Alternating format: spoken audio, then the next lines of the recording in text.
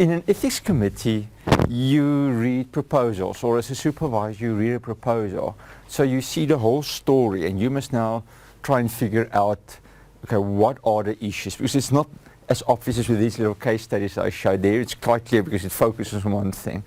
So very often you will have to say, okay, so what am I working with here? And that's not always that easy. To read through stuff and say, okay, what are the main issues? And so that's why I've just posted a few questions here to sort of trigger you to, once you've read through the case study, to think through some of those issues. So let's take each of those questions and just hear your comments on it. The first one is around where you should get ethics clearance, especially if you now work outside of the borders of the country. So what do you think? What would you answer if that was your student? They would say, okay, do I need to get clearance from Angola to do this project? What would you think? I would say yes, although I'm not sure at Yes. all. But I would say yes, since it's a different country and they're working with socio-economic development, Yes. and they are working with the Angolan regional government, and Yeah. there is money involved. Yes. I think the principle here is actually, there's actually two important principles. The one is sort of more what we would call an ethical principle that says if you work in a foreign country or if you're going to collect data in a foreign country, you must first get ethics clearance from where the study is registered, and you must get ethics clearance from the host country. In other words, where the project will actually be conducted.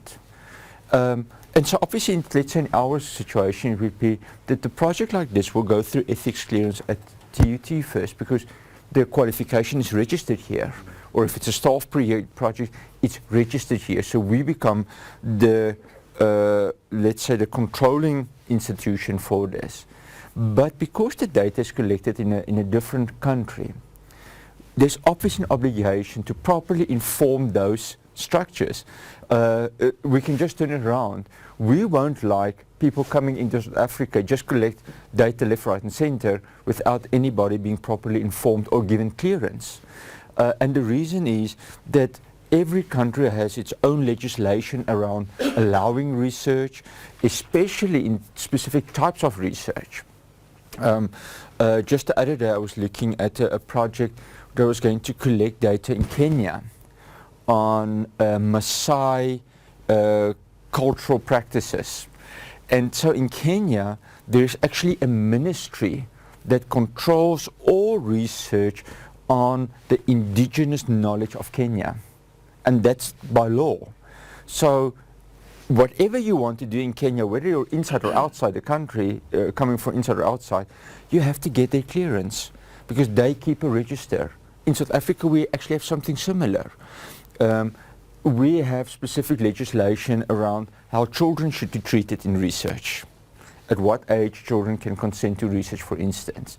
If you want to collect data in school systems. If you work in health research. And there are certain pieces of legislation that you just have to comply with. And that is regulated by an ethics committee. On another level, let's say a legal level, we recognize that if we give clearance, our mandate goes as far as the borders of the country. Think of that. Because if anything goes wrong, let's say in Angola and those persons phone me, what can I do? I can just sympathize with them, but I can't get somebody to be prosecuted or anything in Angola. Can you see? So legislation and international law prevents me from intervening in another country. And so that would be the reasons that we do it. It's called a dual clearance or dual review system. And it's especially cumbersome where projects actually collect data in multiple countries. I think let's think of your type of research. You can often do comparative research between different countries. And now you need to go to every country to get clearance. That's the nature of that research. And it can be very hard. Sometimes I've seen one of my own students just getting clearance from different institutions. We want to collect data from different universities. And so guess what? every university has its own little system. Some want 5 hard copies of everything. Others, we can just send it through electronically. Then this guy wants that changed. Okay, so now we change that. Those persons just give clearance outright. These persons say, no, you must first fill in, and then they give you a 20-page form. Can you see? So ethics clearance across borders or between institutions can actually delay research quite considerably. And so these are important things that we need to take into consideration, and in this project obviously as well. Okay, let's look at the next one, sorry. What is bothering me a bit is how much does supervisors know about Yeah. these things? Yeah, Because you can't expect your student, you have to lead your Exactly. student. And Yeah. there are a lot of Yeah. these guys that, I mean, I hear this now, Yeah. and okay, oops. yeah, yeah. But Yeah. they all need this. You see, in a sense, there is, I mean, what we are doing now is formally part of the genetic research competency course that the directorate is offering. And as you all know, it's part of a bigger program that's licensed to supervise. And so the university is going towards a system where all new researchers or all supervisors that haven't done it must do it. And that becomes part and parcel of the information shared. And can you see how important it actually becomes? It's not whether you can supervise, it's actually knowing how to run the system. Because that's sometimes more important, because you can land them in hot water without even knowing it. And delaying your student Yeah. Yeah. because of it. But Yeah. what is bothering me a lot about, I understand where it comes from, but it's still something that bothers me. TUT isn't accredited. Yeah. So you do this whole program, you get a certificate, you go out, it means nothing. Yeah. And you really work hard Yeah. to do these things. Yeah. And then you don't get that Yeah. accredited Due recognition. document, Yeah. No, I think that is obviously a little bit beyond what I can do as Yes, well. yeah. But I mean, it's a valid observation you make. Yeah, for sure. Okay, so let's look at the second one. Deals now with getting consent from authority figures. So this researcher now asks, okay, I got permission from the chief of this village. In this specific culture, women will abide by what has been said by the chief or their husbands. And so the researcher now uses the argument to say, I don't want to disrespect their culture. So I feel it's unnecessary or actually an invasion if I should ask permission from every one of those women to interview her or to go into her house. What would your response be? Because it sounds very persuasive now, huh? But what would your response be to such an argument? Would you say, okay, that's fine, and you agree? Or disagree, and then you would have to say why? I think I disagree, and I think you would accept that the chief is giving permission, but I think a request of having a meeting with those women so that they really know what it's all about. Because I think you need to show respect beyond and further than that just only the chief. Because Exactly. Yeah. So I think you need to go further than that. Yeah. So which ethical principles would be at play here? Informed consent.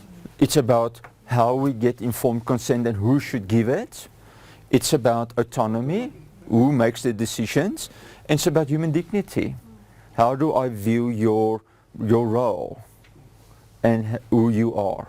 And so can you see, we will respect cultural values and customs, but we will also say we respect these ethical principles, and we will merge them in a sense to say, yes, we respect the chief's decision, but we want to go a bit further than that. And that would be the approach to take. Okay, now, in terms of observational research, you can see in that third part where you're going to observe water collection behavior. And so the researchers just say, listen, they in any case do it. I'm not going to interfere with this. I will merely observe, and so I don't need to ask anyone's permission to observe them. What would you say to this? So you say, okay, says no, because? Which principle is at stake here? You have to inform them. I think integrity is. Maybe the benefit of You have to inform them. Okay. Also autonomy, because maybe Yeah. I don't want to be recorded in the background if I might Yeah. be in the background. Yeah. There's an interesting one here that I can actually a little bit throw the apple cart around here. If you collect data in the public domain, you don't need anybody's permission. It's a public domain. It belongs to everyone, including That's their researchers. privilege. That's their So private- can you see that is where we must draw a line here? Because what is the public domain? What is a public space? And it's not what you decide, it's what everyone else decides upon. So if you drive back to your home and there's somebody at the side of the street counting cars, you can't much complain about it. I mean, that's public space. You're not going to get far. They don't need your permission to do it. They don't actually need anybody's permission to do it for that matter. Can you see? But if that very same person stands on the corner of this campus, right in the campus, then you have a case because it's restricted access. So suddenly the campus doesn't become a public space anymore. You can't just come here and record. You need to be a staff member or student, can you see?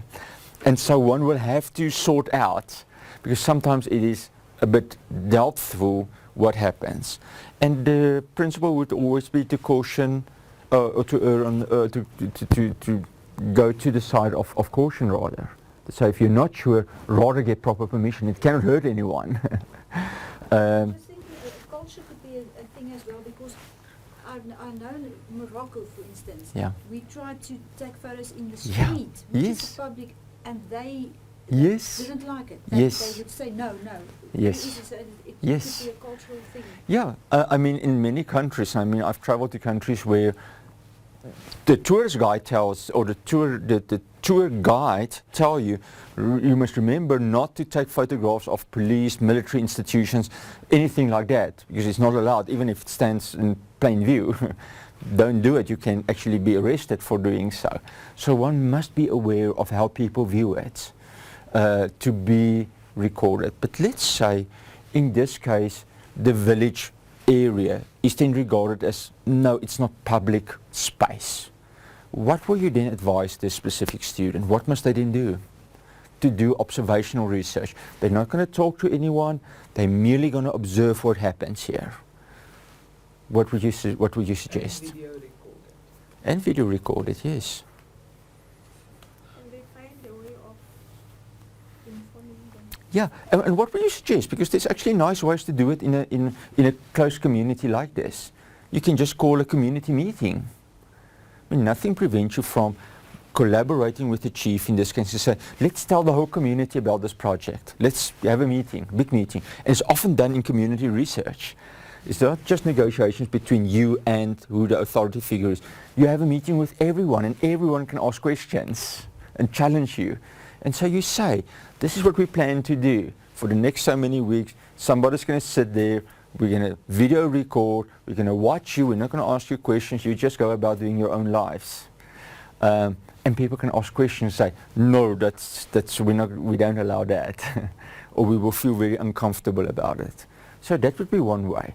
So that community engagement, that becomes actually quite important in traditional communities, where the community function as a whole, and you are actually intervening, you are coming in as an outsider in that community, and so it would be good to negotiate it in this way. So that's one way of doing it.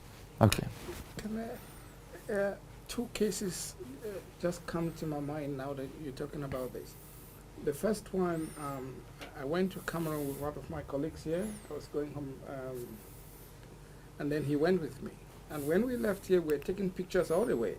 And we stopped in Kenya, we took photos at the airport, and we were very happy. As soon as we arrived in Cameroon, my own country, it was terrible. The police were very angry. Yeah. and they had to take those photos and destroy them. Yeah. Yeah, I mean, so I'm looking at here in the context of this. Culture sometimes is like a country. Yeah. Because this is, Yeah. and the second example that comes to my mind, I listened to the news the other day. There's a South African citizen who saw the South African police van parked somewhere. I don't know if someone is familiar with this as well, in Mozambique. And he took a photo of this, and the police forced him to destroy. Yeah. Yeah. So, you see, this is. Yeah. So Yeah. for a researcher, Yeah. if you were doing something about Yeah. Yeah. this in Mozambique, Yeah. and when I listened to that discussion, and I think the legal people were saying, no, according to South African law, Yeah. you're not allowed to take a photo of public property or something. Ah, okay. Yeah. Yeah. So you can see there are legal implications in it. There are also cultural Yeah. infiltrations into it. Yeah. And so easily, if you do research in a foreign country, I mean, you can't know all the rules and regulations. That's the point. And that's the point. You need that insider knowledge. And that is why the ethics committee in that country will look at and say, no, this will not be allowed. You can't go through with this. Can you see, even at that level, you hope to get to a good committee that can give you guidance on that. Because you can end up being thrown in jail for a day or three, which can be a terrible traumatic experience, obviously, for just doing research, but transgressing important laws and regulations. Yeah, this is what we also said. Maybe for a person, South African, to go and do research there, you should actually have on your team a cultural expert from that. I agree. community Yeah. Yeah. To help Yeah. you with, but that Yeah. committee as well Yeah. should Yeah. know what can be done. Yeah. And what not. Sometimes you actually need a so-called permit from the government to do research. I know in Kenya it's like that. If you want to do research, you need to apply for a so-called research permit. And you see, to do any research, because that's how it's regulated in that country. And so many countries might have something similar like this going. And I agree to have somebody. And can you see now with that American student coming to South Africa, where the committee just say, you should have a supervisor in South Africa that's very well familiar with that specific conditions to guide you, to help you, to not make errors here, to offend or anything like that, but to also interpret your data properly. So the same principle applies. Okay. Let's then look at the next one. It is then number 4.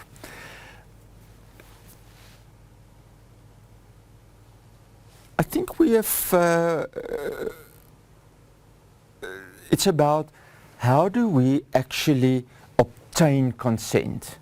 If I have a letter, what must I do in especially a community where there's illiteracy, or where they speak a language that I'm not capable of speaking, and I can't translate the documents in that regard. And so what would your response be if the person says, okay, listen, how should I go about getting consent in this case? If I can't speak that language, they can't speak English, how should I go about doing this? If they can't read, what should I do?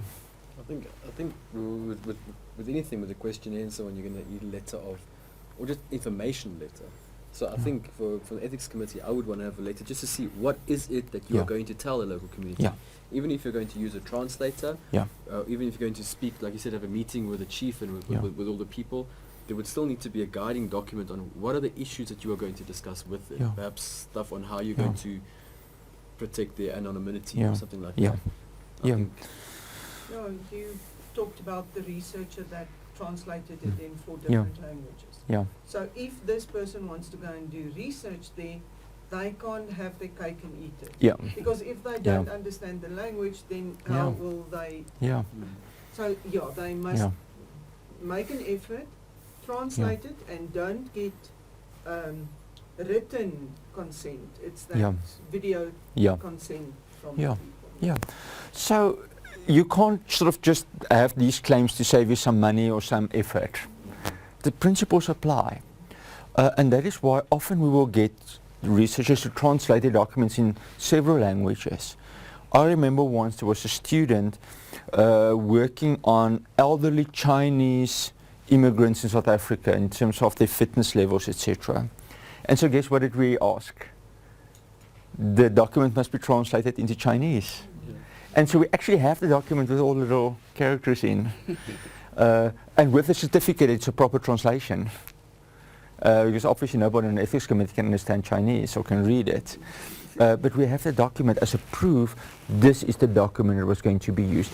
Even if we get verbal consent, to have that plan to say this is how we are going to go about doing it. Can you see? I remember once a project that was going to work in a cultural community, and they were going to look at some or other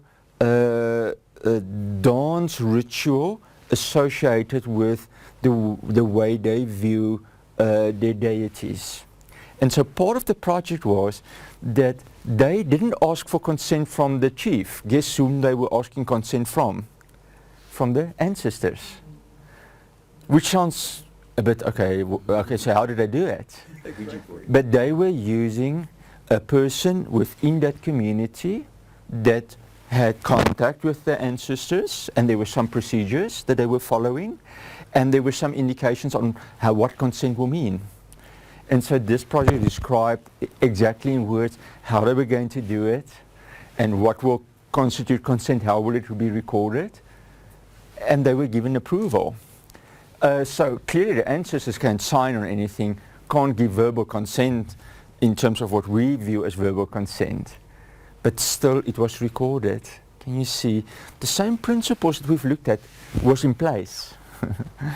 And that was actually amazing to see how sort of these so-called sometimes Western concepts have been translated into these very culturally appropriate concepts. So the same thing applies there. They didn't speak about consent, etc. in this community, but they still got permission for this specific researcher to come in and record these dance rituals, for instance. So some amazing stuff. People just ask for some creativity here, to still know what the principles are, but then apply it in a slightly different way and context, and to explain it. It was well written out and explained to the ethics committee how it would be done. Okay. Now, the translator that this project is going to use, a person that works in that community, that have a certain relationship with that community, if the researcher asks, should we pay this translator for translating whatever we do, for serving as an intermediate in terms of communication, what would you say? Should we budget for paying the translator, this person in this study? Or can we just say, she's in any case there? But is she sacrificing her time and her economic time that she would have used economically to work or whatever? Yeah. She's a Then missionary. she's a missionary. Yeah. Maybe make donations. I think one should ask if she wants to be paid or not in this Sure. case, because she's a missionary. Yeah. Or then coming up like a Yeah. donation if she doesn't want to be paid, Yeah. then donate whatever Yeah. can be donated to that. Yeah. area. But also being paid, she needs to also then ensure that the translator is adequately trained and is not biased, and that type of stuff is also important. Yeah. I mean, one can immediately ask a follow-up question on this. Wouldn't that constitute a conflict of interest for that person? To be part of the research team, but also have a very different relation with that community in terms of her missionary work. And they view her in that, they allow her in with those activities, and now suddenly she becomes part of the research team, which might actually create a problem for that specific person, because her interaction with the persons are going to change. And will they really appreciate when she's the missionary and when she's just the translator? That's why I like the donation. Yeah. Give a donation to the cause, not to Yeah. to her specifically. Yeah. And it's and it must be negotiated. Can you see, we must even sort out these issues with that person. To say, do you realize this is what it actually means for you? They might think, oh, I'm going to help you out. Because think of it, being a missionary already means sort of there's an attitude of serving. And now also serving in this regard, trying to do the best for that community. But think of it, what if things go wrong with the research? Then she has been associated with that research. Can you see? So training is important for this person as well. And negotiating, whether she would like to be paid in some other way, whether she will do it for free, as a service to that our community, etc.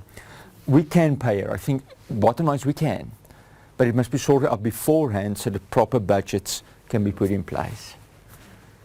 From my experience, for the translator is not a simple job because I think 2 years ago, one of South Africa friend he wanted to he do the property to sell the property, wanted to sell to the Chinese government, but the document is English, so they wanted to us to translate for us for them.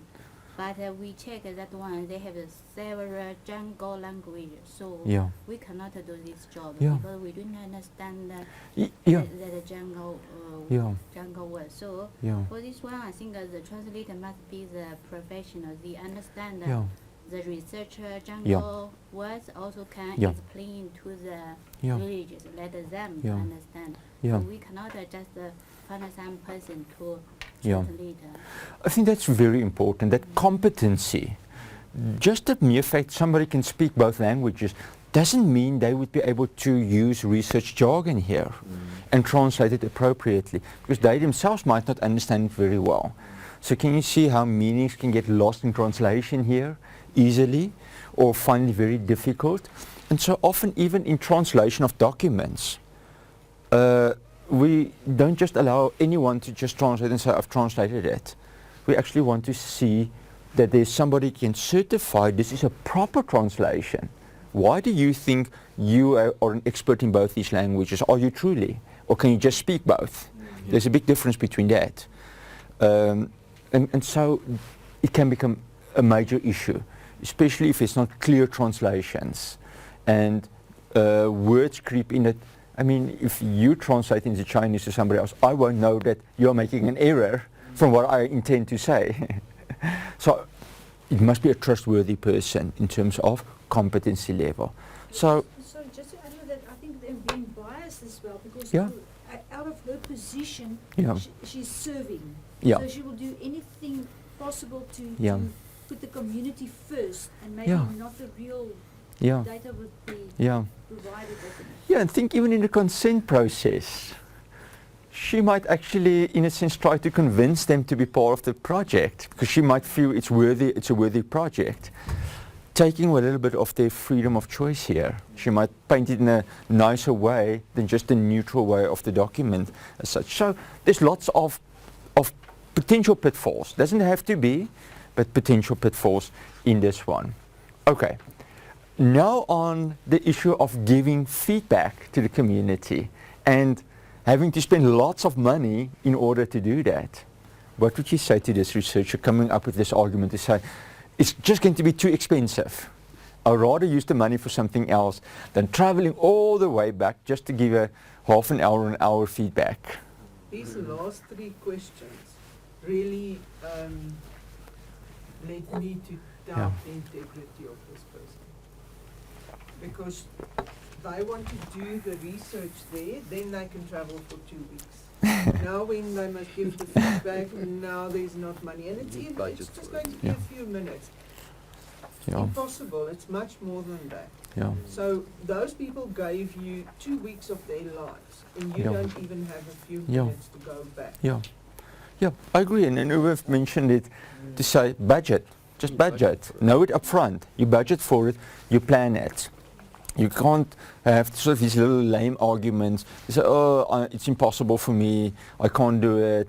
Do you really care, or what worth do you think is in your own research?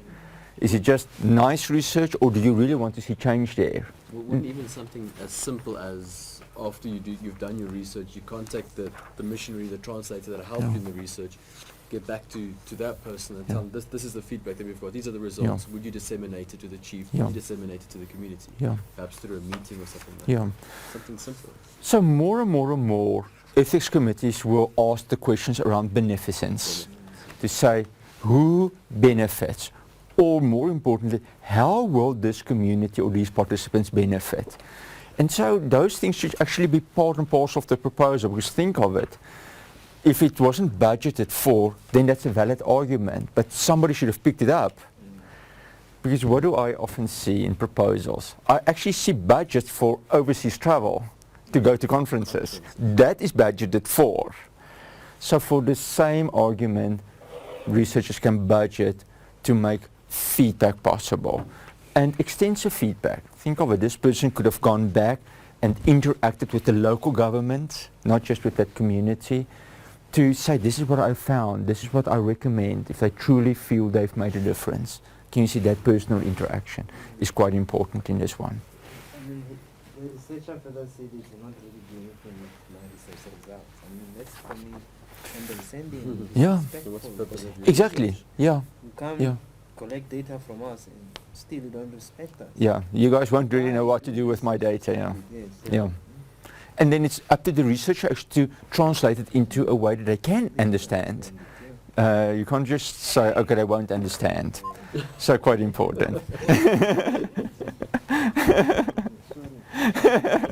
Okay, the one on the use of photographs. Oh, sorry, Cynthia.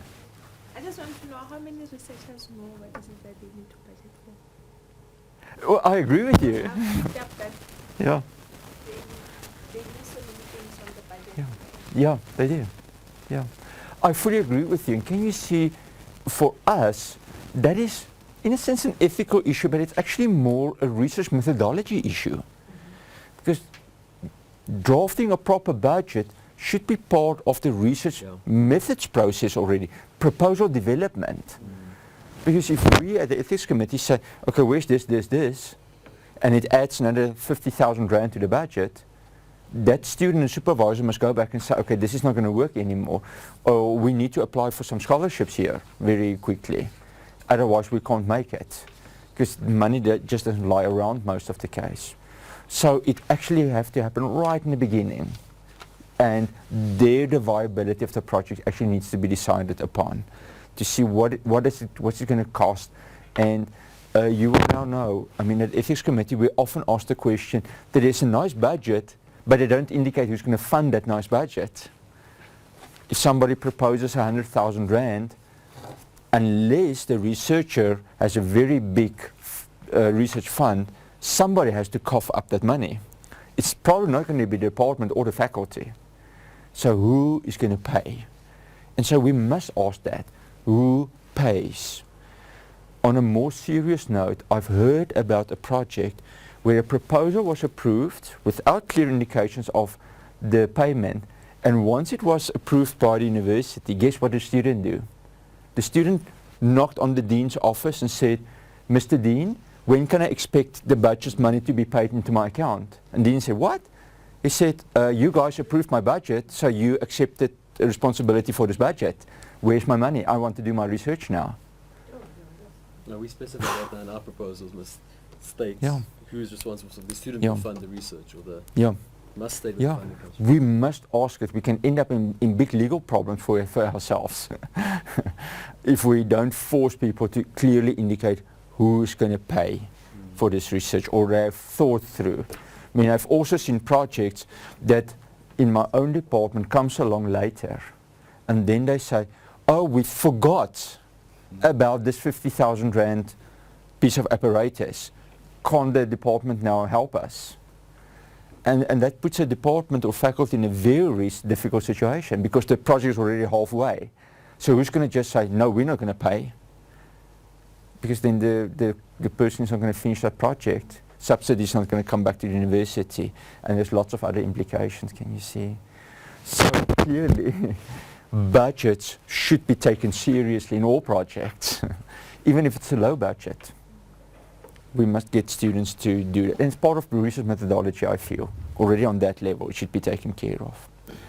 The next part now deals with the use of photographs, where these researchers say, okay, this specific funding agency have funded the project, and for promotion purposes, they would like to use some of these photographs. What should we tell them? That must be discussed with the community beforehand. Yeah. And if it's that thing of you can't take photos of us, it's against our culture, then Yeah. can't Yeah. be used. Or they might say, yes, you can use our photos, but then there's a marketing photo of person A, perhaps using a dirty bucket and whatever, and her children in the background, and she maybe sees the flyer one day, and it's about criticizing parents who are not Yeah. unhygienic, then she'll be, and then it's some harm to her. So Yeah. perhaps Yeah.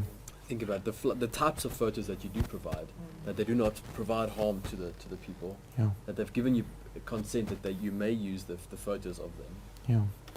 You see, it also goes down to the requirements that funding agencies put on researchers. That must be cleared at right in the beginning. What does the funding agency think they're going to get back from you? Yeah. Do they just want to see your thesis? Often that's the only thing they want to see, is they want to see the final product. Or do they expect to be able to get photographs, to get nice quotes that they can use to raise some more funds for some more projects, which sounds good, but can you see the problems that can arise in this case? The problems that can arise in terms of IP. Who does that photograph actually belongs to? Who holds the copyright to that photograph? Is it the researcher, the university, the funding agency? Those are the questions that need to be sorted out. In the information leaflet, what do we say are we going to do with the photographs or the audio recordings? If I say, as in many information leaflets, the audio recordings or the photographs will only be used for research purposes, that's a commitment I give. Then that doesn't allow anything else apart from research purposes. And then anything else is a violation of what I've promised. Or do I say up front, listen, we're going to take photos, some of it we want to use in a flyer, which is not, that's in itself not unethical, can you see? Because that is getting informed consent. But with this proviso, how is it going to be used? Will I show the flyer to the community before it goes out? You see. And so all of those things become real important issues. But I think in a wider sense, where funding agencies or even companies that funds research have certain expectations that are perhaps not clearly raised in the beginning. And then they turn around and say, okay, so where's this? Let me give you some examples. If we think about projects in the business school, it's often done within companies. So let's imagine there's a project in government department X where they look at the effectiveness of a financial policy. That department clearly would love to know what the results are. But who does those results actually belong to? It doesn't belong to the department. It belongs to the university, can you see?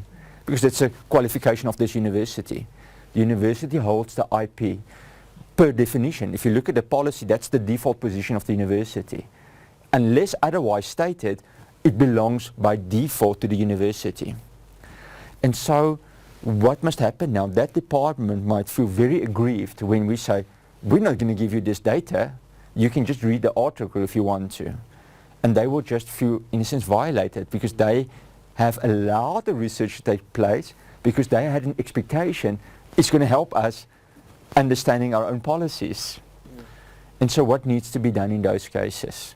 And that's where Cynthia would give you a whole lecture on things like data sharing agreements, which the university allows. And she can tell you the university is not willing to do that. Actually, the university gladly enters into data sharing agreements where it makes perfect sense.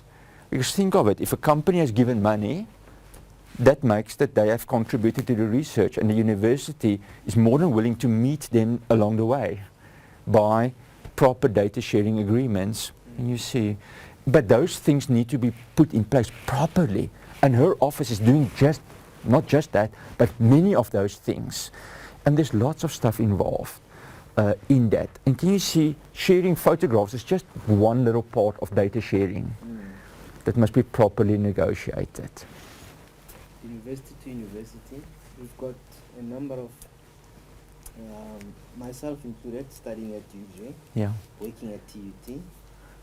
When I applied for ethics clearance, I was requested to have that yeah, sort of agreement yeah, coming from the office Yeah. and to speak to colleagues there Yeah. to make sure that there's Yeah. sharing of information and Yeah. so on. So yeah, it's things like that to make sure yeah, that information can Yeah. be shared. yeah. And even information being shared outside. There's a big project running with the University of Groningen in the Netherlands, education projects, that lots of the education stuff that they collect in South Africa is being used in this big international study. And the data is going to be kept at that university, not in South Africa, anyway. So can you see things, how sure her office must be that that data is properly transferred to another university, that is not misused by that university at all. So we must look at the credibility of that university, because TUT is a joint partner in that big project. And so it can become a minefield. Small little things like your study. You are registered at UJ, but you're working at TUT. So guess who's going to get the subsidy from your publications? You can't put your department's name here on, because UJ is going to very quickly put you on the red carpet, because they will just say, your study is registered with them. They don't care whether you work here. So guess who's going to get all the subsidy? That university is, and you will not actually get anything because TUT can't claim anything on your behalf and put it in your personal research And account. what a lot of people don't realize is you do a PhD at UJ or wherever, that PhD doesn't belong to you. Yeah, It belongs to that institution. And Yeah. if you publish, you need to publish in that institution's name. exactly. You have to. Another question, follow up on that. We had such discussion. You know, Dr. Mason Yes. he heads our Yeah. research Yeah. ethics committee. He was studying elsewhere, Yes. but he did mention that it's dependent on the university. Yeah. He was allowed to publish under TUT. Yeah. While he Wonderful. was studying for UP. Yeah. So Wonderful. the, Yes. the supervisor gave him consent, Yeah. a letter, Yeah. to say, go ahead, since your data is TUT. Yeah. Why not? And Yeah. he published 2 or 3 papers Yeah. under TUT. Yeah. So I Which think is it's wonderful. based on Yeah. that, even though Yeah. his study was UP. Yeah. So, Yeah, so, I mean, those things you can feel, okay, you don't get anything from that subsidy that you would love to have as a young upcoming researcher. And now everything goes there. And you must apply there if you want to have a cut of it. And it's still up to them to decide. yeah. So, but even if you take your thesis, I mean, I've seen cases where a thesis is published as a book, separately. And you need permission from that university where you were registered to actually put that book, because it's going to become a commercial textbook now. So the same thing applies. A minefield, huh? And so suddenly different offices and officials in universities' roles become very clear on where they fit in and the important role that they play within the university. Okay. The last one is obviously pretty much the same. Can I sell some of the video clips to Discovery Channel? I mean, it sounds good, huh? And think of how many we see things like this. Discovery Channel is pretty much lots of research, and you see researchers and how they collect. And so one must look carefully. It's the same thing that applies here, because you now suddenly commercialize research data. That's what it comes down to. People making Yeah, people the subject. exactly. You're commodifying individuals.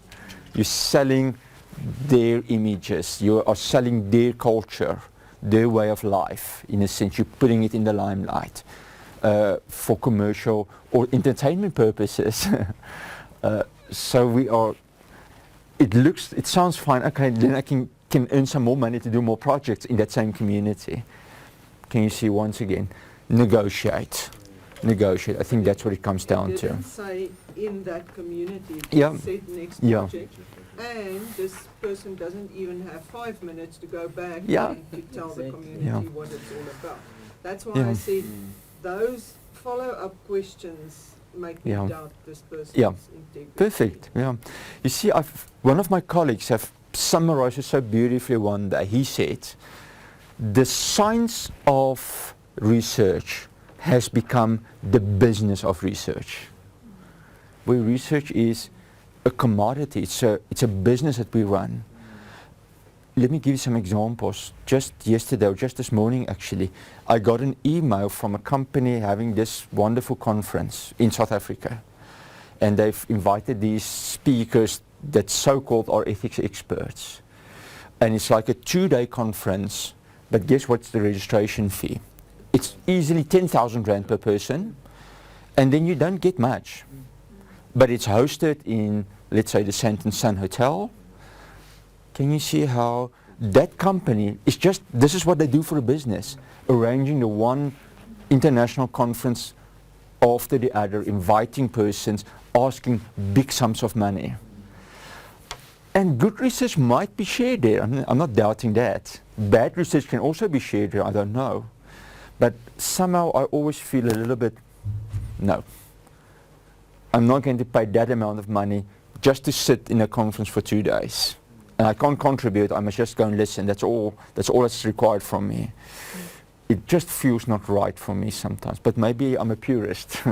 Maybe science or research is some business nowadays, and we must recognize it. Just think of it. On the other hand, if big pharmaceutical companies doesn't spend millions of dollars on research to develop drugs, we won't have it. Every little drug that we use, Panados, all the others, have gone through rigorous research processes with literally hundreds of millions of dollars to put that one tablet on your table. That's also a reality, and so we must recognize that too. But it shouldn't be at the expense of principles like this, or the real art of research for what it is. It mustn't just be a commodity. Okay. So let's summarize this, Janine. I have some case. Somebody do some project with some company, and the project according the company requirement and finish. At last, they find the project is perfect. So after the project finish, and they wanted to sell this project.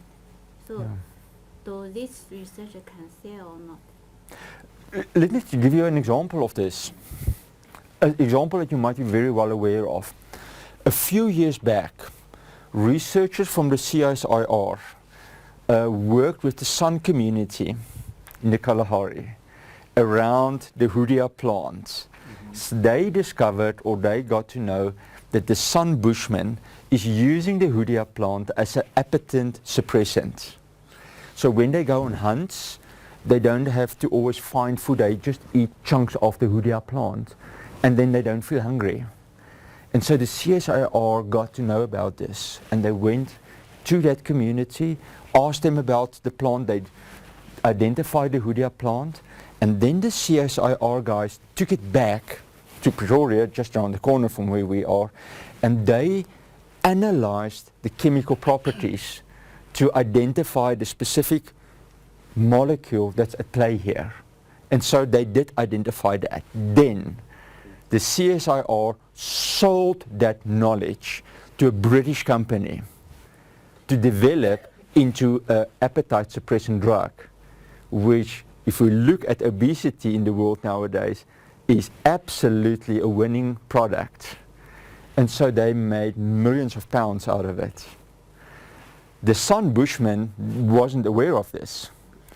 And so when they became aware of this, they then took the CSIR to court and say, you stole our indigenous knowledge and sold it for millions of dollars. And luckily the courts agreed. And so the CSIR had to pay a large sum of compensation. They can't get that knowledge back because that company acquired it legally from the CSIR. But a large sum of money had to be paid to the Sun bushman to help with their community development. And so can you see how knowledge was stolen and then commercialized in that way? And so one must be careful. in this. Because what's the strive for the university? We have a strive for innovation, to commercialize knowledge, which is perfect. I mean, we need to do that, but can you see, not at the expense of. And so once again, that is where we look at, okay, how can we compensate? How can we share this knowledge? How can we share the benefits, that benefit sharing? Will this community get a cut from whatever we win from this project? Can you see? And so that becomes a very big issue. We sometimes get international companies that do so-called bioprospecting. They just go throughout the world speaking to traditional healers to see which plants they use for what condition, and they test them. Can you see? The moment they find it, there's such a big market for anything that they take that knowledge outside to other countries and then market that knowledge. It still stays scary to think that companies like CSR that has been in research forever, that is doing these things forever, still will take the chance of not giving the benefit to whoever was part of this research, that they would still take the chance to and use it themselves for the advantage or the benefit for the organization. That because if you think about it, those people are highly qualified. Somewhere or other, this needs to be part of what they do every day. And can you see, that's unfortunately why sometimes ethics then become a very strict regulatory system, because of exactly that. That the more things like that happen, the more government starts to say, we need to regulate this. And I can understand that position. Because they just say, listen, money goes out of the country that we could have used to the benefit of our own people, and there it goes. And we can never get it back. And so that happens. Exploitation happens. But maybe it's exploitation, maybe it is just telling us that we cannot take what we have learned for granted.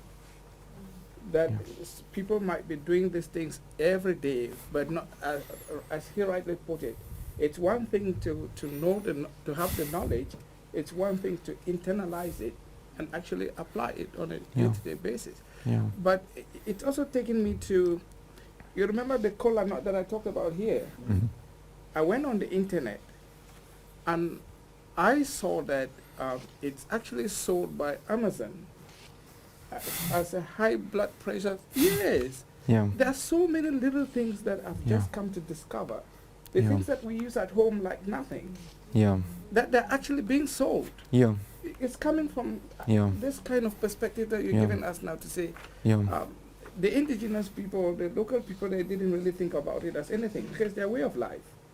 To them, it's just the way they're. That's how they've always done it.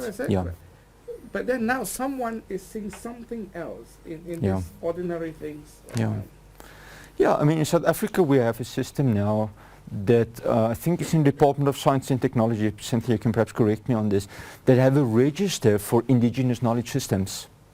That if you work in that field, you actually have to register your project with that department and put your knowledge in that registry where they control how that knowledge is actually used. Can you see the regulation comes in, but that's things that becomes necessary because of actions like this. But the CSIR could probably argue that the Sun had the knowledge or had the plant for years. They didn't do anything with it, they used it for themselves. Then they took it and they spent money on research to isolate that. So then it is, we did more work on it, so what we discovered afterwards is now our knowledge and we can sell it. You see, the counter argument would again be who benefits? Who benefits? The CSIR got millions of rands from selling the patent, for selling that knowledge, but they didn't share it with the participants who shared that knowledge with them.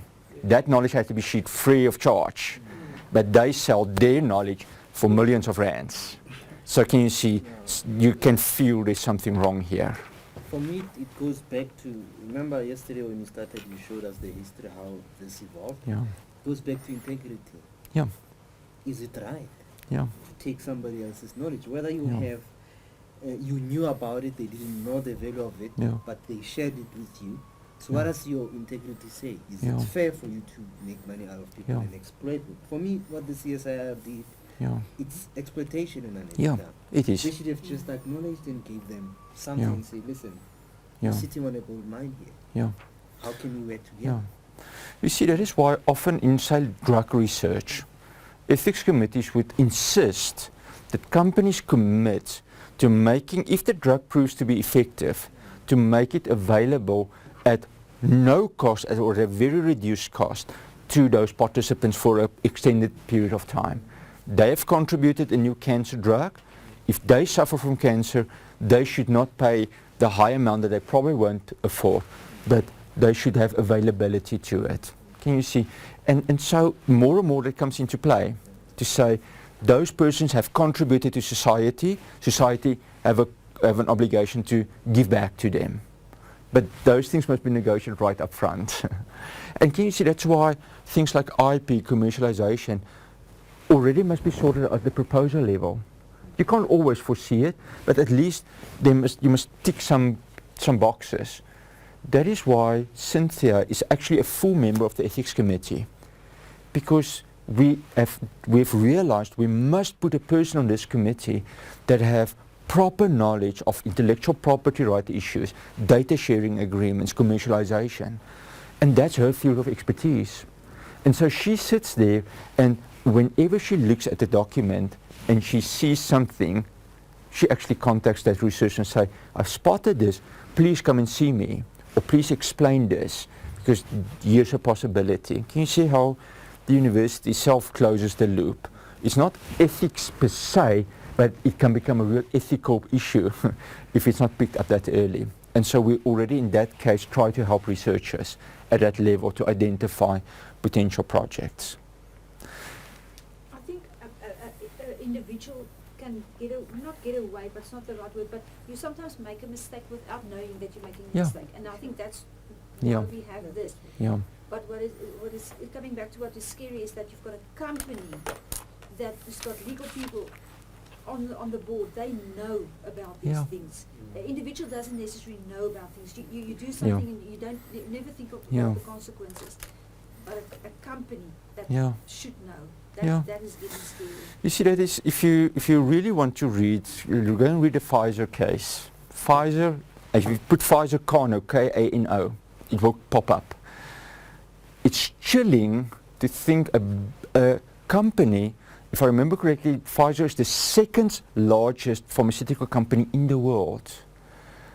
Under correction, I think I've read somewhere that Pfizer's budget is larger, is only smaller than 50 countries' national budget. So only 50 countries in the world have a national budget larger than Pfizer's one company budget. And still, they got involved in the research in Kano without ethics clearance in America, full well knowing they were actually manipulating drugs. For instance, they did their experimental drug in the control arm. They were giving the standard drug. But guess what? Half the dose. So, okay, clearly anything is going to be better than half the dose. But that they do that is shocking. Companies that is supposed to be right on top of ethics because they are involved in drug research forever. And they do things like that, and then you feel, okay, what is happening here? Who is looking after who here, or should be looking after it? And you can't just implicitly trust them to say, they're a big company, they probably won't make a mistake here. They do. And that's a classic case of it. And so that's what we see. So, I mean, we should sometimes, in an ethics committee, we sometimes feel always a little bit that we don't trust anybody anymore. No, but it comes down to that. You always ask and doubt everything that somebody writes down. You say, is that truly the case?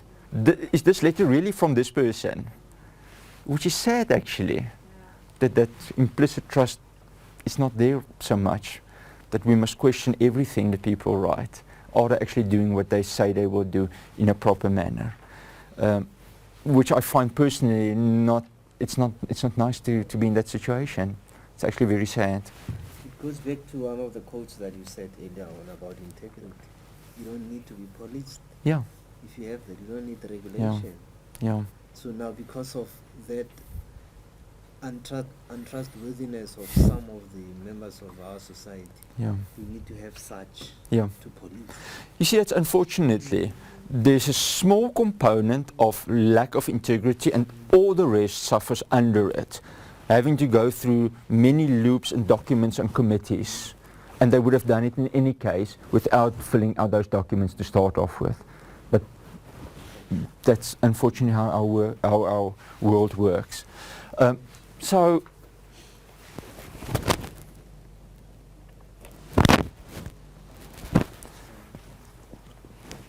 let's then wrap up this session. That since yesterday morning, can you see we've touched on all those highlighted areas? And now you can see there's lots more that we've sort of mentioned just in passing. Things like cultural diversity and pluralism, equality and justice, that's quite an important one.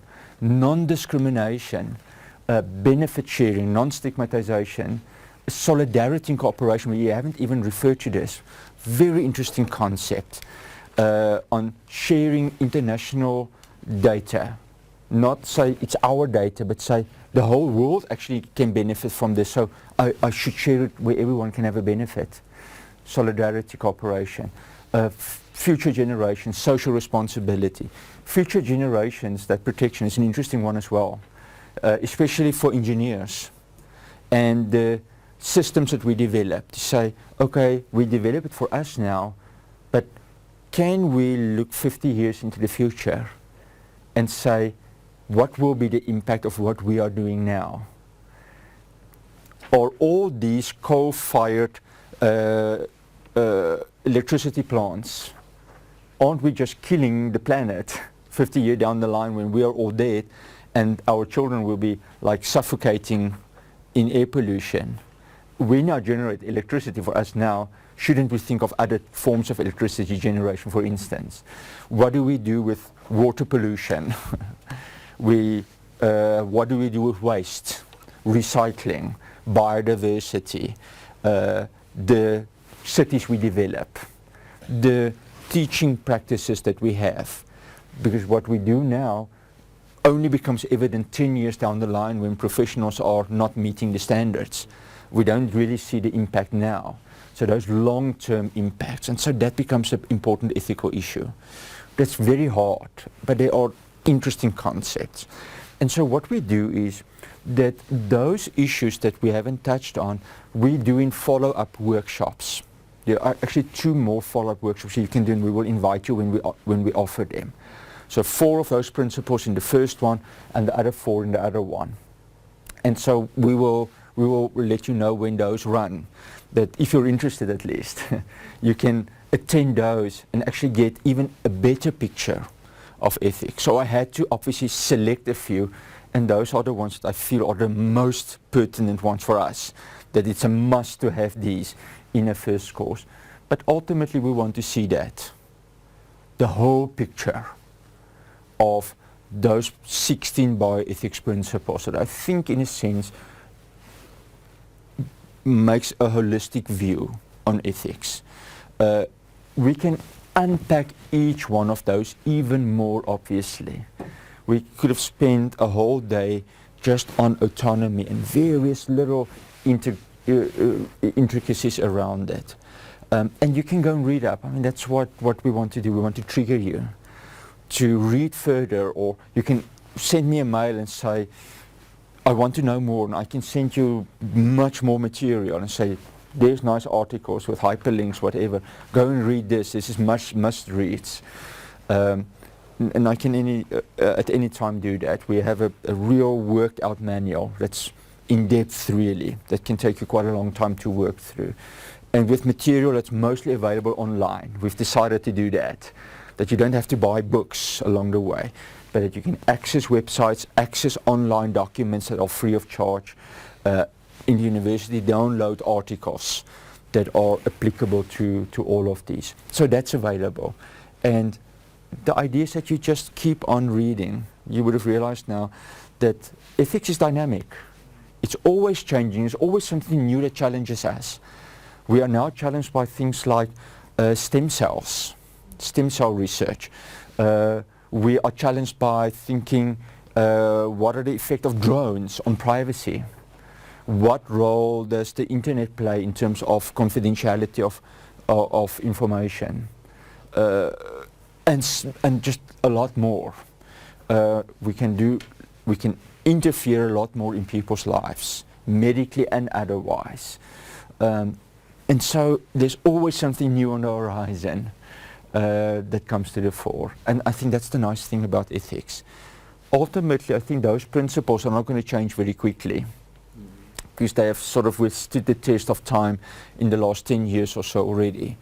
That we are thinking through and we feel these are important principles, and they will change in the future. I know that's just the nature of philosophy as well.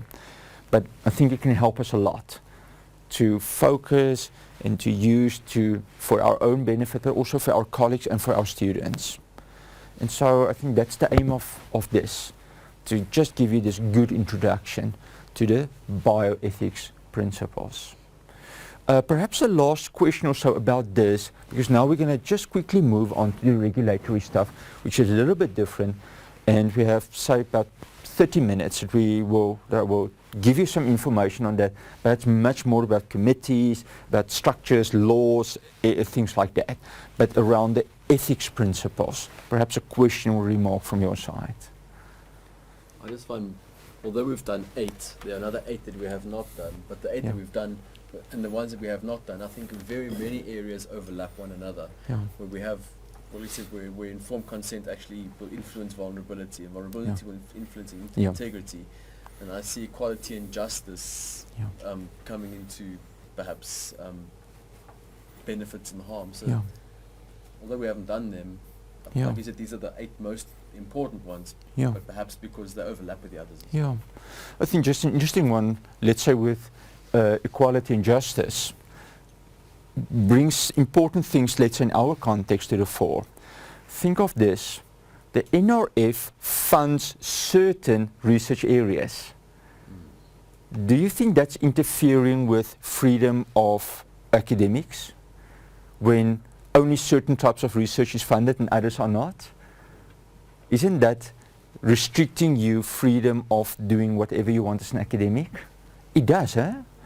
So is that just or unjust? Can the NRF say we only fund those topics? Well, they can, because they do it. But is it right that they do it? And who decides on those topics? You see, so that raises important ethical questions. Who decides on what are the important research areas? What gets funded? Because can you see how agendas can come into play here? Certain things get funded and others don't get funded, which makes that the whole thing of equality going a bit astray here.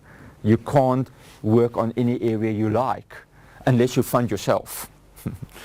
But that in itself might not be unethical. You might know about the Bill Gates Foundation that has the so-called grand challenges. I think it's 12 research areas that they have identified as the major areas in research that we need to spend money on, and they give millions of dollars. If you do projects on one of those grand challenges, you're in it. But they do interesting things, like one would be that we want to get we want to develop vaccines that doesn't have to be kept in a fridge. Because if you go into Central Africa or in rural areas, you're nowhere near where you can put something in a fridge. So vaccines that can stand in normal room temperature and for a long time still be active. And so they give money for that. Amazing stuff. But okay, who has decided that's the most important thing? Again. So things like that. So it goes also wider, links to what we've said, but some other interesting issues that we need to work on. Or the whole issue of that we often see money being given to projects on diseases that affect developed countries but not developing countries. And the reason, if I develop a drug for something in a developing country, well, they can't afford it, so I'm not going to make money out of it. Or rather develop a drug that the rich can pay for and I can make lots of profit from it. Heart disease, drugs and heart disease is Yeah. a big problem in Europe, Yeah, but in Africa, developing countries, it's not such a big problem as in Europe. yeah. And so it's not where the funding goes. Funding goes for problems that affect a small part of the global population, and the bigger part gets hardly any funding for their problems. And so those are questions that one can ask in all of those, with interesting stuff and interesting principles. The person with the money decides what, Yeah, yeah, which ones are yeah, important. to a large degree. Okay. So remember this, moral responsibility increases in proportion to knowledge. So the more we know, the more morally responsible we become.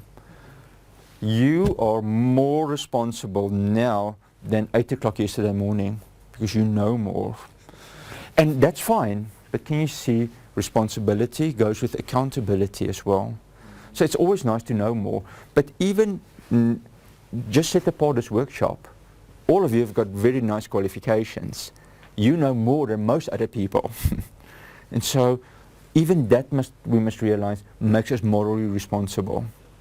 It's not just ethics knowledge, it's all knowledge.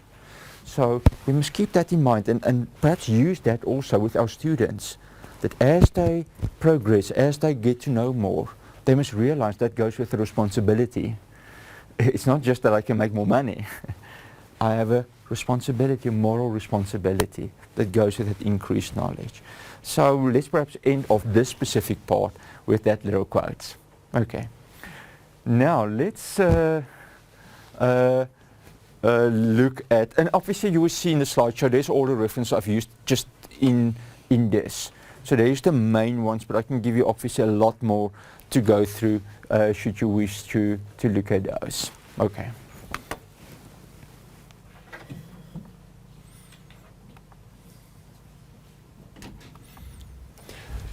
Okay, so let's move on to now something completely different. The regulatory context in which ethics function in our country. Perhaps the easiest way to remember what ethics committees do is to remember this. The main aim is protection of participants. Can you hear? It's not protection of the researcher. It's not protecting the university. It's protecting the participants. So in a sense, when something comes to the ethics committee assumes that the university have already looked at this is a proper scientific study.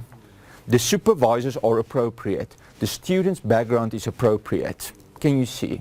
And then we say, okay, let's now look at who the data is going to be collected from, whether that be animals or humans, and say, are they properly protected? And so everything ethics committees do is to review and make judgments on that and make comments on that. So whenever a committee raises a point, it would be about this, that they feel participants are not well protected by whatever they see in the proposal.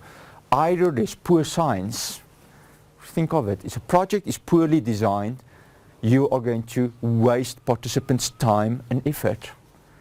Bad science is not worth doing. It's invalid research. So that becomes, per definition, unethical. And so sometimes the ethics committee need to say that. Say, we think this project is poorly designed. It's not well thought through. Please rethink this whole thing. Somebody didn't look at it properly. I completely understand and I agree, but now there's us on the ethics committee, Yeah. and this has gone through Yeah, their DRIC and Yeah. their supervisors, and they thought it was okay. yeah. Let me tell you, and that is a very contentious situation to be in. I will admit that sometimes I read proposals at the ethics committee that I wonder, has anyone read this document before? Because it's littered with spelling errors, with inaccuracies, numbering is incomplete, references are lacking.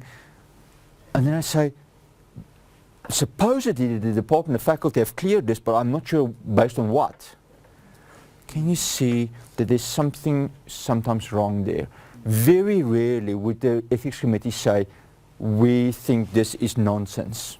This project is poorly designed.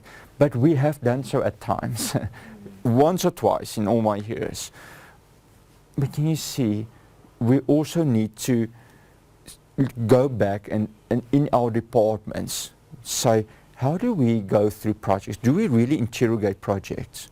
And I know what happens sometimes is there's one or two persons serving on the ethics, on the research committee, and they quickly look at it and, okay, let's sign it off. But they don't have time to read through the document. They just say, okay, it's Professor so-and-so, I think it should be fine. So the system is also sort of failing itself. So that can happen. I think it's rarely where there's truly somebody thought this is a good project and the ethics committee say, we think this is completely unethical. But it can happen. It can happen where they just use a wrong assumption. I remember one project where the whole assumption of the project was unethical. It was a project looking at women in a specific way. It was women that was involved in rapes, and the researcher have an assumption that the way that the women were dressed elicited the rape behavior from the rapist. And so the ethics committee just said no. Research show that that is not the case. That rape is violence against a person. It's got nothing to do with the dress that a person wears. So the whole underlying assumption of this project is wrong. Research focus. Can you see? It's yeah. It was an invalid assumption that was going to just find that women would be blamed more and more. So we just thought the outcome is not going to happen here. It's not. The outcome can only be one thing, and that is actually stigmatizing these women, which shouldn't be the case. And so we said, no, we cannot allow this to happen. And we suggested some major changes to the project, which was done. Actually, I must give it to that specific student and supervisor, because they could immediately see it. So those would be some of it. But sometimes we just see poor documents, or Cynthia. We see, I must just say it's poorly edited documents, bottom line. And it makes it very hard. You mentioned that in your report. We sometimes just say that we refer it back and say the information leaflet must be properly edited by a language editor, and we want to see a letter of such a language editor. And we would say it's filled with language errors, spelling errors, and this document cannot be given to participants, as it's a poor reflection on the quality of the document, and that can poorly reflect on the researcher and the research itself. So just for the sake of the researcher, get this document properly done. So we will do things like that. It's a hard one. One must sometimes use diplomacy here. I think from our side, we've encountered such. I mean, as much as we want to encourage novice researchers, it's in the manner in which we give them feedback. Yeah, exactly. It can either be destructive or constructive. I agree. So the manner in which we Yeah. from an ethics point of view, our role, primary role, we always remind ourselves that is to look at ethical related issues, not the structure. If there are issues like that, we recommend and say, I agree. please look at this, look at this, look at that. And we have put measures in place as well. To say, let's read documents. Let's read them. Don't just come to the committee without reading and picking up things. You know? Exactly. And from departmental level as well. We should have measures to try and curb some of this paperwork going through without us having a look at it. And then it goes back and then they get despondent and they don't follow through with research and so forth. So the feedback mechanism. It's important. I agree with you. It must be developmental.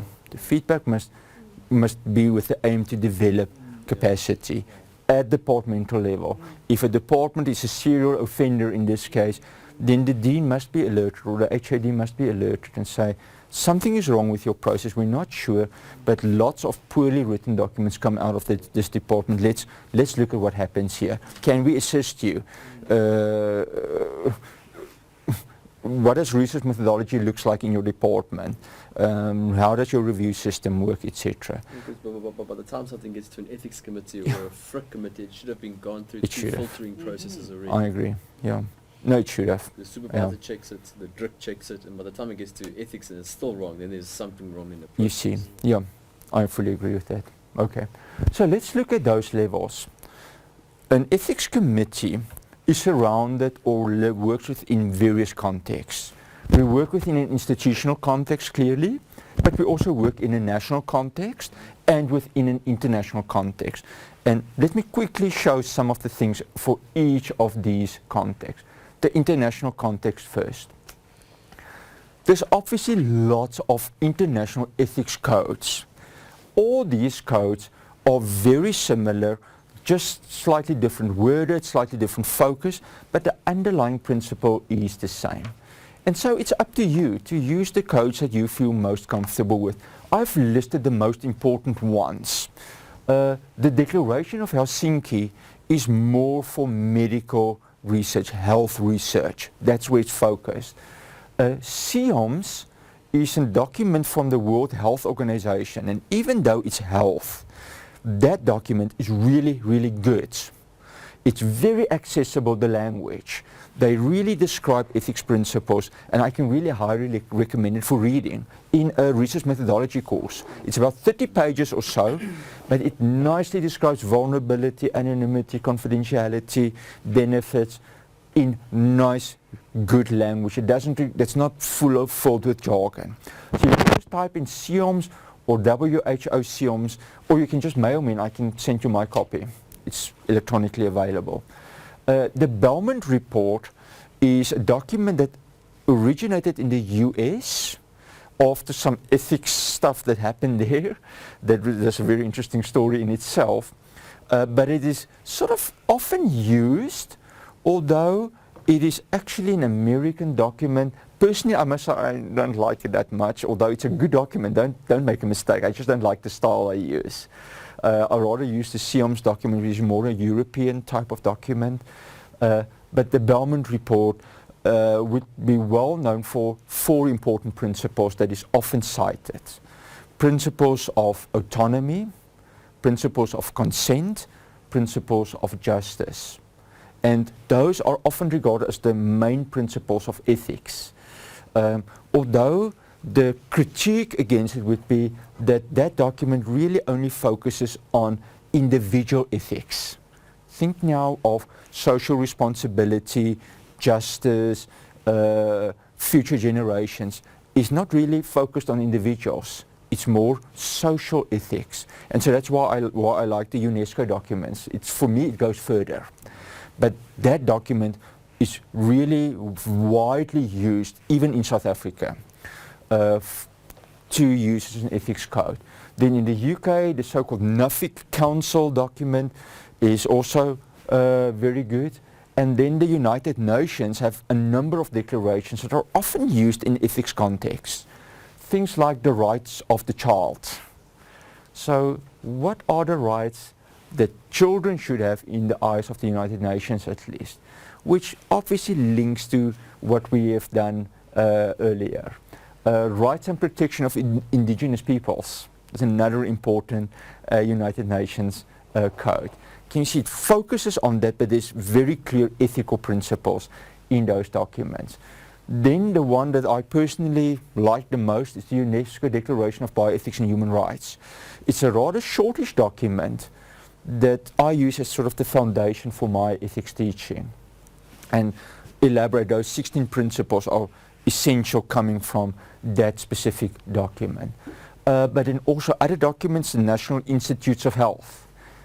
If you work with funding from the US, it's probably funded by the NIH. And so many South Africans do research funded by the NIH. And then you have to abide by their codes. I should have brought it along, it's like this thick. But widely referred to, it's got its critique, but there's lots of benefits. It's very detailed, and it actually gives good guidance. They will say if this, then that, etc., etc. And so, actually also a good document.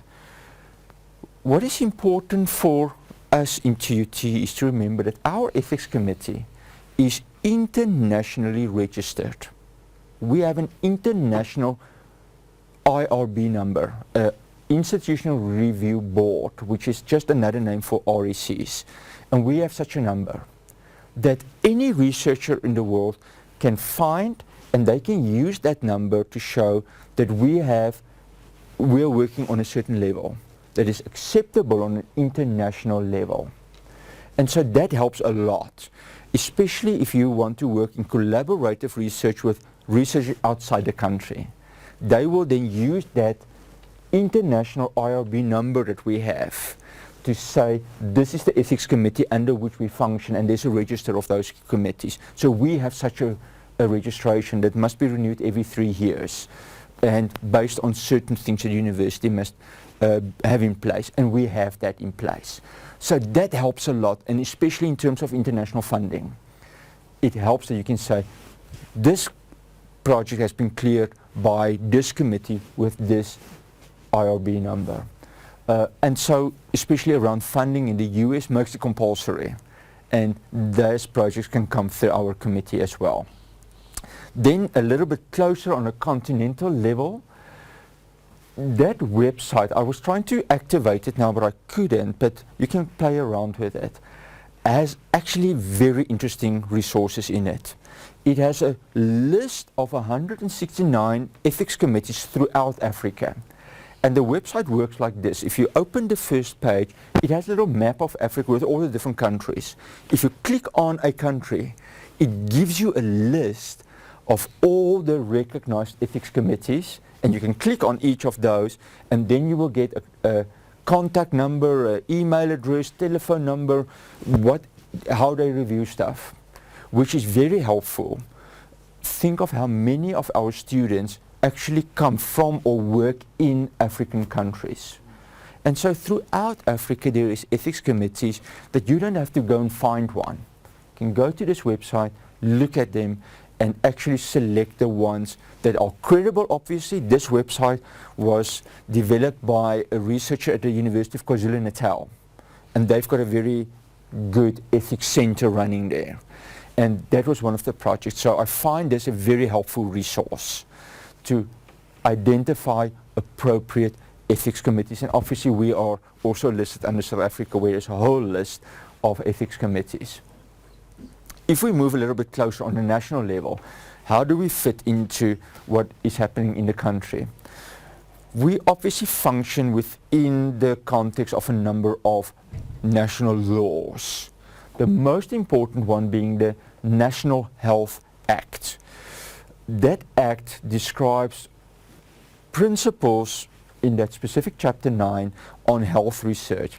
And if you go and look at that act, you will see that health research is defined very widely. It's not just medical research, it's health research. So for instance, in the ICT faculty, a number of researchers work in a hospital environment, work with health type of databases, and then clearly they will fit under health research. They might be ICT, but they fit under that, and they must be aware of those regulations. I have seen projects in management sciences that, let's say, work with food services in hospitals and how to evaluate those. Can you see it's health research? If we work in schools on feeding programs, that's health research. If I work with sports sciences and fitness levels of school children, that's health research. Can you see? And health research involves things like psychology research as well, because that's also health. It's not just physical health, mental health as well. So many projects throughout the universities affected, think even engineering, where they play a role in developing of these space-age wheelchairs. That's health research, ergonomics, health research. So it goes wide. It goes wide. Think of the arts faculty. I've seen projects coming from the arts faculty that look at the art produced by individuals suffering from a mental disorder. Can you see that interplay? Or how certain intervention programs, I think it's called community drama or something, to take a health message to communities. And you see how the drama becomes a health instrument, health research. So it affects all of us actually. But then also other acts, the Children's Act, certain regulations of what we can and can't do with children and how we should go about research on children. There's a number of policies that you can see. Indigenous knowledge systems. That's where Cynthia's office come in. They have lots of resources on that. But we also need to know if we want to work in schools, by regulation, we need permission from the National Department of Education or the Provincial Department of Education. No principal in the school can give us permission. They do ultimately, but we must get permission on provincial level first, because so many people want to enter schools or access schools rather, that they must regulate it in some other way. And so it goes through those departments of education. And sometimes the turnaround time is quite quickly, I've seen previously. But we need to be aware of it. Otherwise the ethics committee will just say, where's your letter from the Department of Education? Okay, you don't have one, please get one and come back to us then, which can be a big hassle. For instance, things like the department usually do not allow research in the final quarter of the year.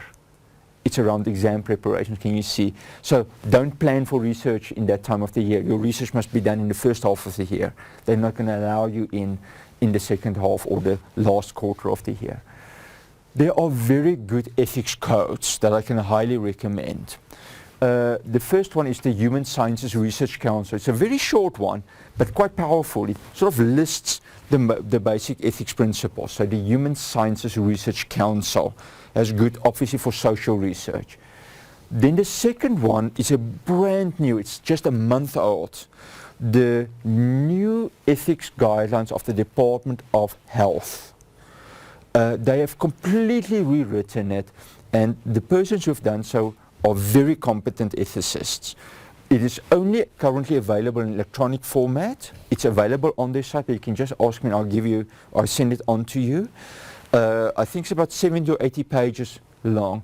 Very well, good document. I can highly recommend it. One can use it in many situations. It's a South African document, but it's a very, very good document.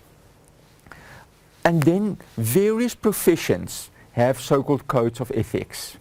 Think of psychologists have a code of ethics, but I've seen it in agriculture, accountants, IT people have a certain code of ethics by which they abide. And so those professional codes of ethics are always quite helpful in determining or to look at ethics in your particular field. I think management sciences should definitely have something like this going. So just look at it. It just obviously depends on your professional body, how well they are functioning and where they are in the process, but many are developing codes like this. Then our ethics committee obviously is registered in South Africa with the National Health Research Ethics Council that works from the Ministers of Health or the Minister of Health's department. We had to undergo a clear audit, which means that our ethics committee's decisions can be accepted by any other ethics committee in the country. We're going to get to a situation where ethics clearance or recognized ethics clearance will only be allowed from these committees. At the moment, I think there are 33 such committees in South Africa, and we are one. Not even all the universities have a committee like this, a registered one. And so it can create big problems for those researchers working in those universities. When they want to publish research or get funding, the requirement would be you must get ethics clearance from a registered ethics committee. And so luckily we are one of the very first ones that got permission or a proper registration number. It's clearly indicated on our ethics letters if you have received one. So I'm preferring you would have seen in your letter right at the top It's clearly indicated the international and the national registration numbers that we have as a reference to say what is or where is this committee registered. And can you see it contributes to the credibility of our committee. It's not just another committee in another university. It's a committee that is widely internationally recognized, and we live up to certain standards. We must keep up to those standards in our committee. Okay, on institutional level. In the institution, obviously, we function directly under Senate. So our ethics committee is accountable to Senate directly. We're not accountable to any other committee, to any other faculty. The ethics committee, in a sense, function independent. We get funding from the research directorate, but in terms of our decisions, we report to Senate directly. So that level of independence that we enjoy. We are involved in policies. A number of policies in the university obviously affects us. There is a policy on research ethics. We're going to revise it towards the end of the year, but the current one is actually in your documents. See, this policy on research ethics that say how the Central Ethics Committee look like, or how does the Faculty Ethics Committee look like, what decisions can be made, how you should appeal, etc., etc. So it's clearly indicated. We then function, we have a secretariat that's in the Directorate of Research and Innovation. You might have seen Monica coming in and out. So she's the secretary, a full-time post. She's dedicated, the only full-time person in the ethics committee. All the other members are nominated, elected members, but she's a full-time appointed member. So the university are putting their money where their mouths are by paying a salary for a person doing just ethics, involved in sending out all the letters, etc., that you receive from time to time. Okay. We are obviously involved in giving guidance and advice on various levels. So the Ethics Committee is represented on the Senate Committee for Postgraduate Studies, Senate Committee for Research and Innovation, where we are often asked to say, is this ethical or not? What should we do about this? How should we go about plagiarism? To such an extent that the Ethics Committee was asked to develop the policy on plagiarism, which have now been approved. Can you see ethics issues? Just to help the university to more and more get our own policies and regulations in line with some others that we do. And I think our policies are quite good at the moment. Then we are involved in the research skills development. That's what you're part of now. But we go further. The Ethics Committee will go to faculties and do in-house training in your faculties. If we have time. Obviously all the members are having other work to do as well. But from time to time, even departments have invited us to say, our department, remember at one time the Department of Office Management actually invited me to come and give a lecture to them. And I could make it, and they had little cookies and whatever, and we sat around the table. Perfect. The business school invites me every year to do a whole morning session with their students. So they've made research ethics a compulsory module for the MBA students, for instance, and they invite me to come and do it for them, which is just perfect. In engineering, the Department of Building Sciences are doing exactly the same. I've done it about 2 or 3 weeks ago, where they feel the need to have proper ethics training, and so the Ethics Committee try to be involved wherever we can. But you can imagine it can become just an overwhelming task if every department wants it. And that's where you come in. You can take this knowledge and you can do that same training. You're involved in research methods. Nothing prevents you from using all of this, and do it. Just start doing it. That's the whole thing. I just found a global code of ethics in tourism by the World Tourism Organization, which I never knew existed. Can you see? Excellent stuff, huh? So there it is. Professional code of, if you just start looking, it's there. Yeah. Just need to, and it's then obviously focused on you, and I'm sure some very nice principles are going to come out that we haven't even thought about, but it's so inherent in your profession. So brilliant stuff. And Yeah. which date do you have open to train your department in 2020? Second Friday in January. But you see, one can always just make this compulsory reading for students, take it to your faculty or take it to your department and say, let's have a journal club. Let's discuss this at one departmental meeting. Go and read it and let's just see, are we going to sort of informally say we accept this code and we're going to integrate it wherever we can? And I think we're in a fantastic position at the moment with the recurriculation and so forth, Yeah. where we Yeah. have to recurriculate modules and so forth, and this would be fantastic opportunities Yeah. to enhance it. Because at the moment, for example, we have ethics as an outcome in research methodology, Yeah. but it's just it's a little portion of actually which Yeah. should be expanded. Yeah, yeah. And can you see how you can use that document? And remember, nothing prevents you from saying, we have used that document as our ethics code in your proposals. I mean, the ethics committee doesn't force you to use any code, any particular code. You can select the one most appropriate for you. You can say, I've used this code, and that one would be perfect to refer to. Okay. So that's how the ethics committee fit into the institutional environment. So let's end off with this slide that sort of summarizes what the ethics committee do and where we fit in. You can see the ethics committee has users, the researchers and the research committees. So departmental research committees and faculty research committees can use us. They are users of the ethics committee or refer stuff to us or ask us for advice. And so individual researchers too. And remember, like Rampofinger said, he was registered at UJ, but he approached us as an independent researcher, not as a duty staff member, but as an independent researcher who wants to collect data within our environment. And so he could do that directly. He doesn't have to go through his director or anything, because he actually stands outside of the system for these purposes. And so the ethics committee cater for that you can do that and get ethics clearance for your project. Even though the project is outside of the university context, we can do that for you. And then you can see the providers, obviously committee members.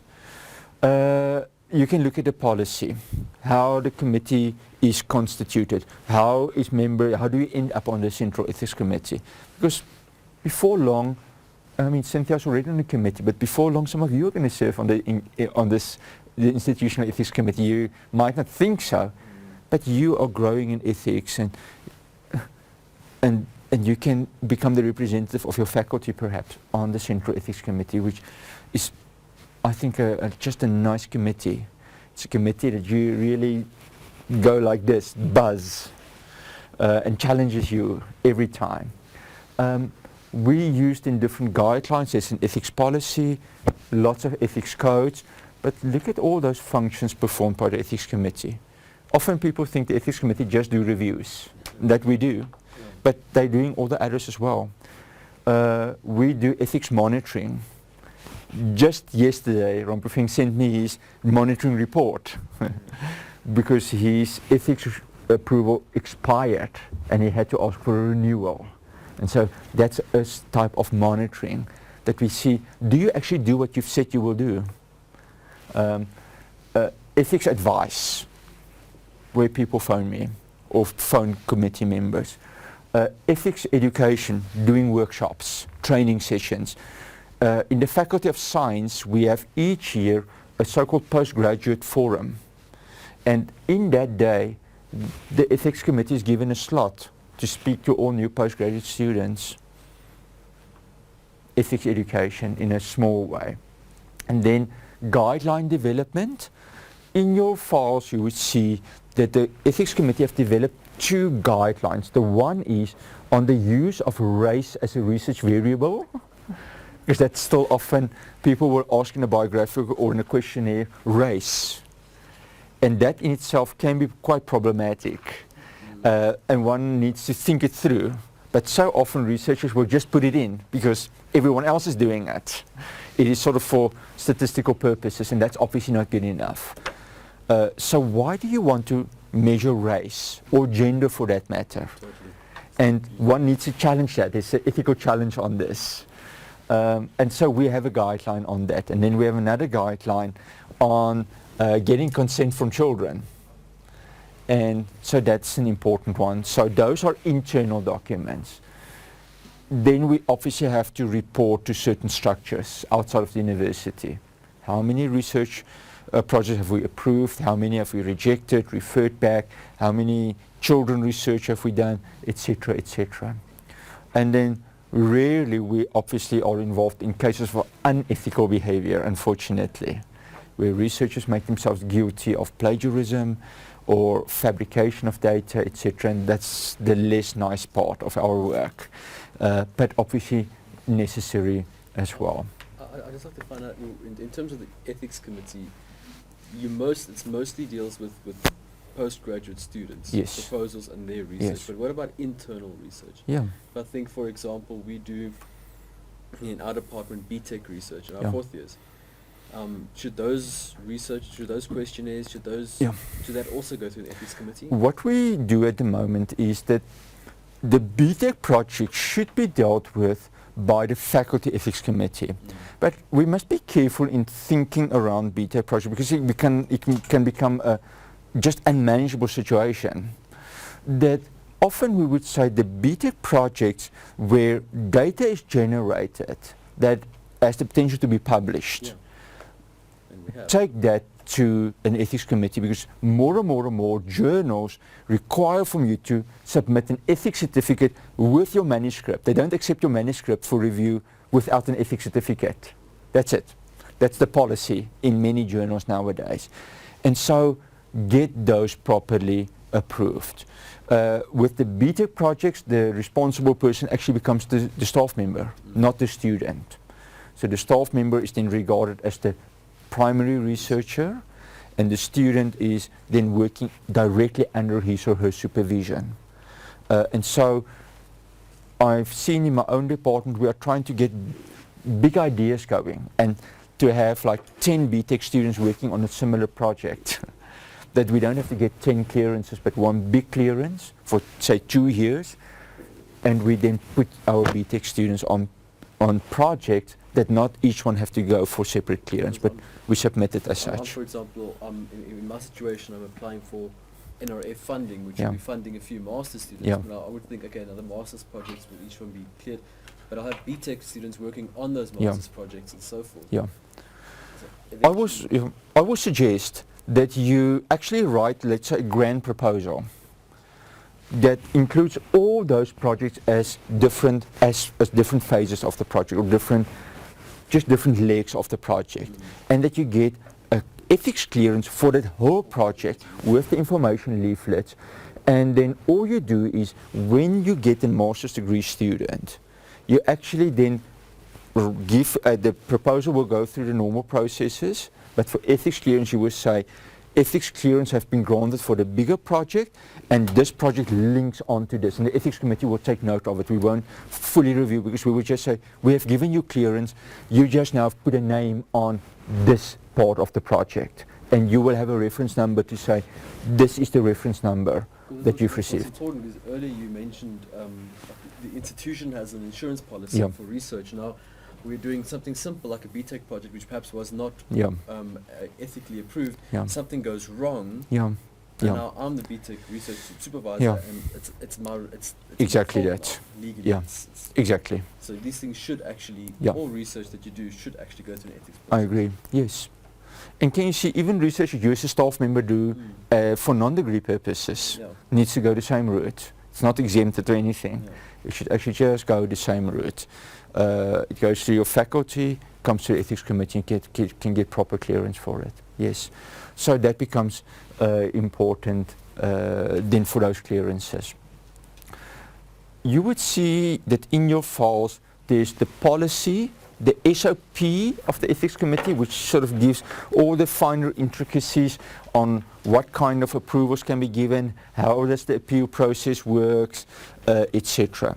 You will then also find that I've put in 2 template documents. Yeah, that's good. There is an information leaflet and consent document, which is a long document, and it is electronically available. You can either just contact Monica or contact me, we can give you the electronic format, which obviously now have the logo and all the different parts, and you would see there's lots of different options of wording So I think that document is really a practical document, and you can pick and choose and put in finer details on your project, and it will ensure that you don't miss important areas. That's the whole point of the template. Then with it is a template on what we call a cover letter for anonymous surveys, which doesn't have a signature section now, obviously. It's a little bit shorter because anonymous surveys doesn't have to be such a long information leaflet, but indicates just the areas that you need to address. So those are two important template documents. The last document is a document that, perhaps let me just see if I can quickly find it. Research involving human participants. This document, we have permission from a US department that we've adapted this document, but it can be used by students or staff members to go through to see whether they have addressed all the potential ethical issues in their proposals. So in a sense, I've thought maybe one can actually tell students that they must submit this document together with their proposal. They must tick boxes here. If children are not involved, non-applicable. But it indicates, have you addressed vulnerabilities? Have you indicated the duration of interviews, etc., etc. And so even if you are a novice person in an ethics committee, one can use this document to review proposals with, to see whether they meet it, and then you can make little comments, which can be very useful if you have to return it to a student or to a staff member. So I think this document is very helpful. I remember I've used it previously when I was asked to do an audit on a different university's ethics committee, and I took some of their proposals and I just used this and I checked whether they've identified stuff, and I said, you've missed this, but that was in place, and they found it very useful because it clearly indicates where things does not meet up. And so prior then to submission to an ethics committee, if somebody goes through this list and they can tick all the boxes, there's a very good chance that they haven't missed anything important. There might be some slight things, but it should speed up the process actually. And we don't have to refer it back, but can just say, provisional approval, just change this or that or add this or that please. You've missed it. So I think this is, I also have it electronically available obviously, but it can be very useful to use for students. We haven't asked it to be formally used within the university up to now, but I think maybe we should even consider that it becomes part of the so-called proposal framework to fill this out. Proposal, you've got those, or the abstract, you've got the little box that just tick, tick, tick, tick, tick. Yeah. Yeah. Add that to that. Yeah, and it's easy. I mean, it's not a complex document, and it really gives good guidance, I feel. So all those documents, and actually all the documents in your files are electronically available. So feel free to ask it from me, from Della, from Monica. We can send it on to you and you can freely use it. Use it in your own training. I mean, the documents doesn't belong to us. It belongs to the university. And so it's there for everyone to use because we want everyone to use it if it's usable and can be used as such.